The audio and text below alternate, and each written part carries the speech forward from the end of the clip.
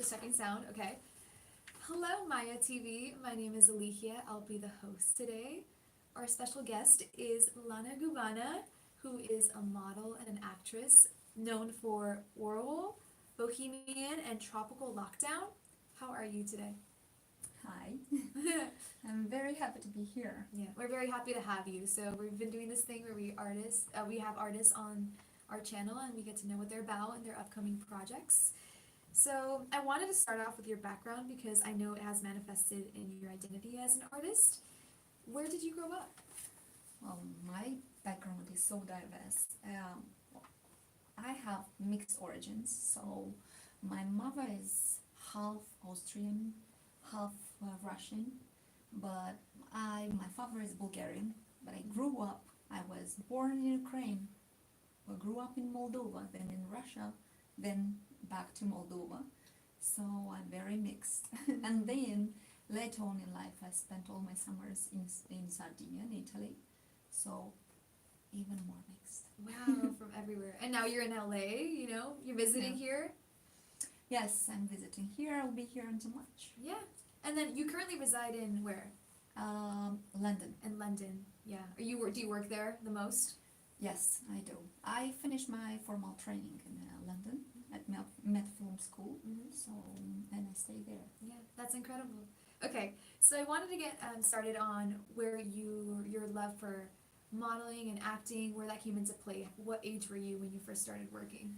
Well, my mother was a painter, and I started as a model for her friends, painters, like posing for painters, and I couldn't say that I loved it, but when I saw first movies, somehow I was not inspired by Russian movies. I was inspired first by Indian movies, and namely not by their acting, but their clothing, their dances. So I was like, I'll grow up and I'll be like that. And then later I saw a Hollywood movie, and that was my love. So I just fell in love with the naturalism in the movies, and I told myself that I will be an actress. I even made friendship with a projectionist, and he used to show, because I had to go on Russian channels, we wouldn't see Hollywood movies, right? So we will go in theaters to see them. And so my mom would give me some money to go for one screening, but I wanted to see all of them. So same movie, 5 times, I wanted to see all of them. So I always found ways to get into the theater, sometimes peeking through the door, then sometimes just making friends around. So I made friendship with a projectionist, and he took me to his projectionist room, and we were watching all the movies from there, and he was explaining me the process, how do you do it, how do you put the movie together, and so that's where my passion began. Wow. Did you ever imagine you would be on the screen? Well, I imagined, but I couldn't realize it will be possible, because I was in Moldova. There were no movies in Moldova. Maybe one movie per year. Wow. And that's the maximum, because sometimes one movie in 2-3 years. So, but I wanted Hollywood movies, and I couldn't see it possible. So I said, okay, I have to study, I have to do something else. But then, you have to dream big, because sometimes life just throw you things that you never thought of. Well, maybe you wished for, but you never thought possible. Do you remember what some of those films were that you were really inspired by, the Hollywood ones, or any actors that you liked growing up? Well, my first idol, she was Charlize Theron. I just loved her. And if we're talking about male actors, that was Keanu Reeves. I still love them both. I think they're amazing. And that's about it. What was your first feature that you did over in English, like over in America? Well, I came to America by an unfortunate event. A friend of mine killed himself, and I couldn't bear the feeling, so I just wanted to change, and I came to America. I have an auntie in Sacramento, California. So I came there, I stayed there, and then I was invited to a miss. I applied to this miss. There, they told me about San Francisco Fashion Week. I went there. They took me. I did the walking for San Francisco Fashion Week, and there they proposed me a movie, a short. I was not sure about it because I didn't feel like I'm ready because of my English, of course, at that very moment. But I said yes to a project that was Bohemian. You mentioned it because it's very dear to me. It was a movie made from pictures. It's like pictures, but when you watch it, it's a movie, and it's very very nice. It has some Hitchcock hints like that. When you look to the pictures, you kind of get the hint of what will happen, and that was a very very good production company and director, and I loved working in it. And also I think it was awarded or nominated. At least I know for sure one of the picture was chosen from 3,000 pictures. It was chosen and exhibited in San Francisco Art Academy. Wow, that's really incredible. So you did mention you did some modeling first. Was that something that you were also passionate about, or was it just the opportunity came about for you? Well, I always liked to be on the stage, to be honest, since I was a kid. I don't know, I was that extrovert kid that want to show everyone that she's got. So, and I don't know for what reason people will actually ask me to the things. I mean, I recall the community theater director. She was always, when she would see me, she was like, "You have to come. You have such a nice voice. You have to play the bunny. You have to play the fox." And I was like, "Hey, I don't know, you know." And of course, I would accept because I liked being on the stage. So I started modeling in like acting in the theater when I was quite young, and it came naturally to me. I like it or I don't like it. I didn't even question myself. They said it's good, then it's good. You know, when you're a kid, it's like that. If they say it's good, it's good. So of course, I enjoyed the process and the results. So what was your question? No, you did. You answered it. Yeah, you started modeling. I was thinking, did I lose it? No, it's because you did have a big transition because you did modeling and you did acting, but you did mention something about you not having the English, but now we're doing an interview in English, but that's not what's impressive. What's impressive is you speak way more languages, right? How many can you speak and what are they? Well, I speak 7 languages, but 5 of them are fluent. So I speak English, French, Italian, Russian, and Romanian. Those are like fluent. I have a slight accent in all of them. So even in my mother tongue, I have a slight accent. I don't know why, because it's mixed. But I think that's the work, that's the beauty of it. And I speak 2 other languages not so well. That's Portuguese and German. German is the most difficult language for me. I don't know how. I studied German and French at the uni, but German I couldn't get it till the end. So German, pretty difficult. Was English difficult as well? Because a lot of the other ones are Romance languages, right? Well, yeah. No, English was not difficult, but it was. The problem was that our teacher, she had a baby, our first teacher, so she was one lesson and then 1 month missing, and then 1 lesson and 1 month missing. So I had to learn English mostly by myself. So I was challenged by the accent, not by the reading, not by the writing, but by the talking, you know. And we didn't have people with whom to talk there. Were you like autodidactic with like all your languages? Did you teach yourself or did you go to classes? Like obviously, well, I started to study French when I was in school. then English, but as I said, the teacher was missing most of the time. So French, spoken it very well. I was reading it, listening to it. Like we had Alliance Française, so it's a kind of community for French people. So I was fortunate to go there and watch movies in French and things like that. For the English, we didn't have that access to the spoken language, so it was a little bit more difficult.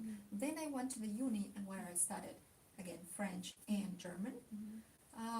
And then my sister, she's a teacher of Italian and living in Italy, so I was spending my summers in Italy, and I studied it there. Well, I didn't study, I just started to talk.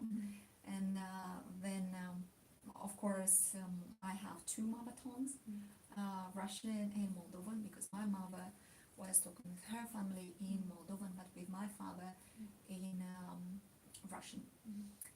So, and then German, as I said, I was studying it in the uni, but Portuguese, I studied it I just learned it by talking in England, because there is so many Brazilians out there. Oh, really? Yeah. Wow. And that's where you're currently residing, so you're still working on it? I don't know how I got most of my friends, they are Brazilian, so I just speak it. Oh, that's really cool. Do you find the more languages you learn, it becomes easier, or does it become confusing to the other languages? Well, it's always difficult to answer, because from one side it's easier because you have the roots of the word, so you pick up the root of the word and you know what that means. But from the other side, more languages, when you speak, our brain works by pictures, by analogies. So it's not the language you are focusing on it, but our brain automatically chooses the best word for a specific meaning. So whenever I'm talking, sometimes I can put something that is from Russian or Brazilian, or because our brain doesn't recognize languages, it recognizes like pictures, associations. Wow. Which language have you worked in the most? I think in every period of my life I had one language that I used the most. So first it was of course Russian and Romanian, because our country has two languages. And then it was French, because I had a business with a French partner, and so I had to talk all day long in French. Then I was spending summers in Italy, so I used Italian, and I still use it. And then I kind of got into English and never switched. I would say that now, even when I talk Russian, most of my words come from English, so they find me funny because I speak Russian. It's my native, it's my mother tongue, and I just put there some English words. What are you thinking? What are you dreaming? What languages? I think now in English. Really? Yeah. Yeah. And then you do dream like in English, or? Well, because when I speak subconscious, because it's a question that I often am asked, and I say like, okay, I don't know, but then when I think, when I'm subconscious, where I talk to myself, somehow I talk to you in English. I think that's the answer. Yeah, maybe you're working recently and stuff. And I just talk to myself in English. I don't know why. Yeah.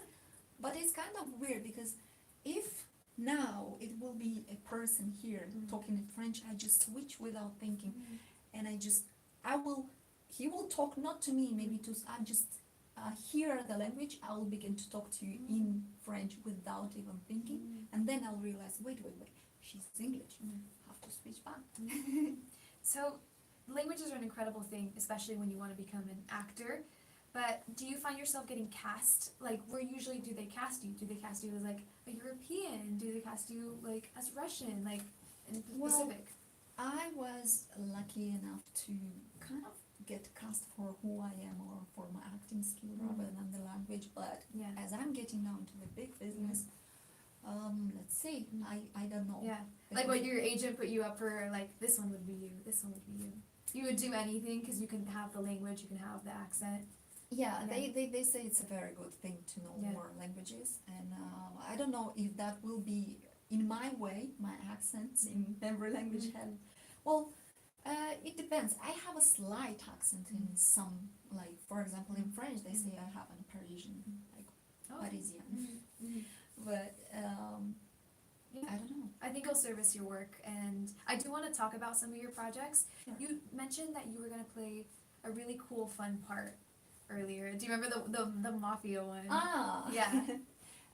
Three Shade Mafia. Yeah. Yeah, that's an amazing script. I think that's the best script I ever read. It's from Thomas Kenneth, I think, yeah. And I'll be the wife of a mobster. That sounds will be fun. Yeah, not a Russian Yeah. mobster. Mhm. He's American. Mhm. But I loved it because it brings something like, you would think the wife of a mobster will be a tough lady, because she is always even kind of bossing around her husband, who Yeah. is the boss. Yeah. But she's a very kind and gentle woman, and she takes care of a family of black people in the times of like bigger races. So I really like this movie, and then this family, his father is killed, and then the mother was killed, so the kids stays alone, and she's raising that kid, and it's based on a true story, and it's an amazing. I cannot say a lot of things about it because It's still, is it in pre-production still? yes, yes, Oh, but it sounds like a really complex It's- character. yes, Yeah. yes. Because she's not, the typical, No, no, no, no. mafia. No, woman. she's so kind, and she faces racism as well because of the kids. So when she goes to the stores, everyone around is like bad. That's incredible. It's coming out this year? Next year? Yes, Oh, okay, we'll look out it'll for be that. it'll be shoot this year. So Oh, so you're looking forward to that this Yeah. year? Oh, that's Yes. amazing. Where are you shooting? I think in Atlanta. That's exciting. So you're gonna work in the U.S., You're gonna Yeah. come from London? Okay.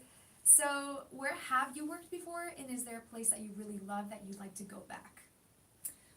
Well, I worked in Italy, in Germany, in France, in England. I had a bunch of projects here. Of course, Moldova. So many Yeah, places. but yes, yes, and I liked. Well, I cannot delimitate one country that I like the most. I love United States. I would love to be here and work here. I'm working on that. Where I would like to work again, everywhere. Cannot say. It's just. It's the people, it's the project, it's not the country. Every country has, it's beautiful. And you've got the languages, that can get you through. It's really amazing, yeah. Oh, so I was gonna ask you, is there a certain place that feels like home to you, or is it wherever you are currently?